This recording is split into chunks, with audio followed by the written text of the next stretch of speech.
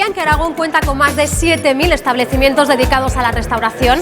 Un sector, el de la hostelería, que no para de crecer. Camareros, pinches de cocina, cocineros, jefe de sala. Y se preguntarán, ¿cuánto dinero factura la hostelería en nuestra comunidad?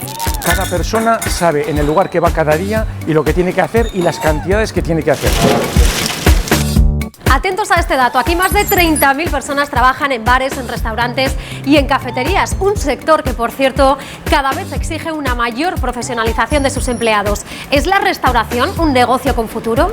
Al fin y al cabo siempre hay demanda de camareros y cocineros y vayas donde vayas van a necesitar a alguien. Después de sufrir unos duros años de crisis, la hostelería se recupera lentamente y tras tocar fondo en el año 2016, vuelve a manejar cifras que miran al optimismo. Aquí lo ven, el mercado se acerca poco a poco a datos que no se veían desde el año 2010. Tocas 4 productos geniales que empapen y que a estas horas, hombre, te devuelvan la vida y oye, perfecto. ¿Hay suficiente mercado para tantos establecimientos? ¿Tenemos demasiados bares? ¿Es nuestra gastronomía un atractivo turístico? Hoy en Aragón es Ohio, bares, ¿qué lugares?